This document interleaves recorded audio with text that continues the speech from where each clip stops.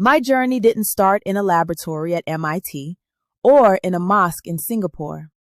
It started much earlier, in the quiet moments of a childhood spent in motion. I was born in Taiwan, a place of vibrant culture and deep traditions. But when I was 7 years old, my family moved to Singapore. Singapore in the 1970s was, and still is, a melting pot. It was a place where you could hear the adhan calling from a minaret while smelling incense from a nearby temple. I was raised in a Christian environment. I went to Sunday school faithfully. I remember sitting there as a young girl, perhaps 10 or 11 years old, listening to the stories. I was a good student, always attentive, but inside, my mind was restless. I wasn't just accepting what I was told, I was analyzing it. That has always been my nature. Even before I knew I would become a scientist, I had the heart of one. I needed things to make sense. I needed the equations of life to balance. In Sunday school, I would ask questions. Why are we here? What is the true purpose of all this? If God is just, why is the world like this? Sometimes the answers satisfied me, but often they felt incomplete. I started to feel a gap between the rituals I was performing and the spiritual connection I was craving. I remember looking at the sky at night, feeling small but significant, wondering if the Creator was truly as limited as some of the explanations I heard suggested. My teenage years were spent at Raffles Girls' School in Singapore. This was a pivotal time for me. It wasn't just about the academics, though I loved learning. It was about the people. In Singapore, you grow up surrounded by Malays, Chinese, Indians, Muslims, Buddhists, Hindus, Christians. It's impossible to live in a bubble. I had close friends who were Muslim. I watched them. I watched how they lived their lives not just on Fridays, but every day. There was a discipline in their faith that intrigued me. They didn't just believe, they acted. They prayed, they fasted, they dressed with modesty. But it wasn't the rituals themselves that caught my eye. It was the peace I saw in them. They seemed to have an anchor that I was missing. I remember one afternoon sitting with a Muslim friend. We were just talking about school, about pressure, about the future. And she spoke about tawakkul, trusting God. She spoke about doing your best, studying hard, but knowing that the final outcome rests with Allah. That concept struck a chord in me.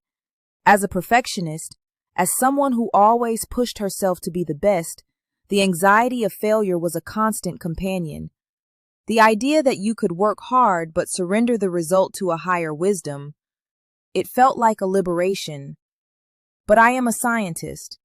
I don't base life decisions on feelings alone. I need data. So I started to research. I approached religion the same way I would later approach nanotechnology. I gathered the materials. I studied different faiths. I looked into Buddhism. I looked deeper into Christianity. And I finally picked up the Quran. Opening the Quran for the first time, I didn't know what to expect.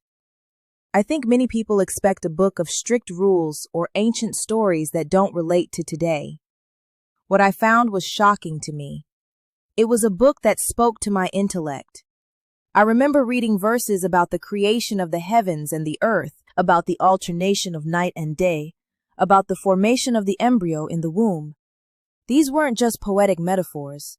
To my scientific mind, they felt incredibly precise. The Quran wasn't asking me to turn off my brain to believe. It was telling me to look at the stars, to look at the rain, to look at biology. It was telling me that these are signs for those who reflect. I felt a resonance I had never felt before. The Quran says, "Are those who know equal to those who do not know?" It elevates knowledge. It elevates scholars. For a woman who loved science, who wanted to dedicate her life to discovery, finding a faith that told me my pursuit of knowledge was a form of worship, that was powerful. It validated my entire existence. However, the journey wasn't a straight line. Life got busy, incredibly busy. My family moved to the United States when I was 15. Talk about a culture shock. Suddenly, I was in a completely different environment. I threw myself into my studies.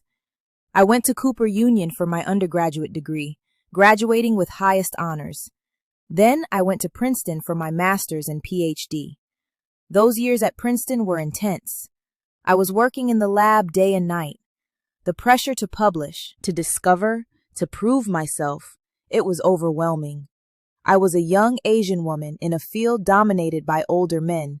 I had to work twice as hard to be taken half as seriously. But I loved it. I loved the magic of chemistry, the ability to manipulate matter at the atomic level to create something new. Yet, amidst the Bunsen burners and the electron microscopes, the spiritual questions remained. They were like a background noise that never quite went away. I was achieving everything I was supposed to achieve. I became a professor at MIT at the age of 35, one of the youngest ever. It was the pinnacle of an academic career. I had the prestige, the position, the respect. But success is a funny thing.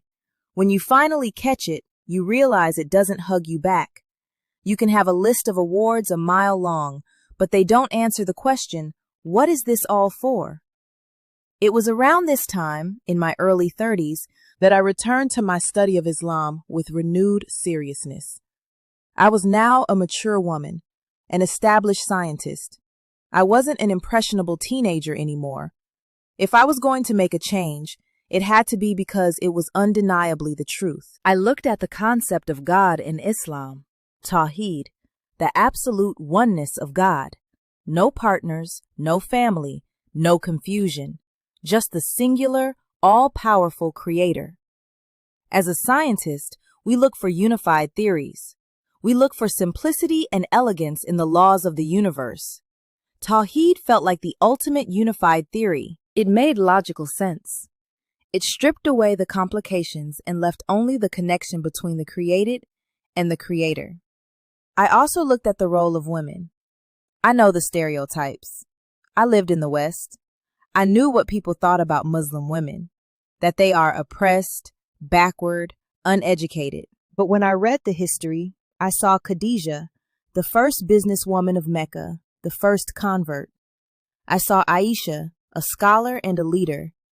I saw that Islam gave women rights to property, to inheritance, to education 1,400 years ago, rights that Western women had to fight for until very recently. I realized that culture is often confused with religion. What I saw in the Quran was justice. What I saw in the world was often culture masking that justice. I had to separate the two. The turning point came when I turned 35. It was a year of massive change. I was at the height of my career at MIT, but I was also preparing for the greatest experiment of all, motherhood. I was pregnant with my daughter. There is something about bringing a new life into the world that forces you to confront your own values. What did I want to teach my child? What moral compass did I want to give her? Did I want her to navigate this world with just ambition? Or did I want her to have a spiritual foundation? I realized I couldn't just keep researching forever. In science, you gather data, but eventually you have to draw a conclusion. You have to publish the paper. You have to commit to the findings. I had gathered the data on Islam for years. The data was conclusive. The message was true. The logic held up. The spiritual piece was real. It was time to publish the paper of my life. I took my shahada. Ashhadu an la ilaha illallah wa ashhadu anna Muhammadan Rasul Allah. It wasn't a dramatic explosion. It was a settling. It was the feeling of a complex chemical equation finally balancing out to zero. Peace. Wearing the hijab came later, and it was a decision I made on my own terms. I knew it would be difficult. I was a high-profile scientist. I was giving talks at international conferences. I was leading a major institute. I knew people would look at me differently. They would see the scarf before they saw the scientist. And they did. I remember walking into meetings and seeing the split-second confusion in people's eyes. They didn't expect a woman in a hijab to be leading a nanotechnology institute. They didn't expect a convert to be discussing bioengineering patents. But you know what? It empowered me. My hijab became a filter. It filtered out the people who judged by appearances and left the people who judged by intellect and capability. When I spoke, I had to be sharper. I had to be better. I had to prove that my faith didn't subtract from my science. It added to it. Since converting, my work has taken on a new dimension. When I work on a project, whether it's creating a polymer for drug delivery or developing a new material for glucose monitoring, I see it as an act of worship. I am uncovering the secrets that Allah has placed in this universe. I am trying to use the intellect He gave me to improve the lives of His creation. I returned to Singapore to head the Institute of Bioengineering and Nanotechnology. It was a massive challenge. I was responsible for over 160 scientists, students, and staff. We generated hundreds of patents. We published in the top journals, and I did it all as a Muslim woman. I want people to know that there is no conflict. You can be at the cutting edge of technology and be deeply grounded in faith. You can be a woman of the modern world and a woman of God. Islam gave me the balance I was seeking since I was that 10-year-old girl in Sunday school. It gave me the why to go with my how. Science explains how the universe works. Islam explains why it matters. Sometimes, late at night in the lab, when the machines are humming and the world is quiet, I look at the data on my screen. Maybe it's a beautiful microscopic structure or a successful test result, and I just say, Alhamdulillah, praise be to God, for the knowledge, for the journey, and for the light that finally guided me home. My name is Jackie Yiru Ying. I am a scientist. I am a mother. And I am a Muslim. This is my story.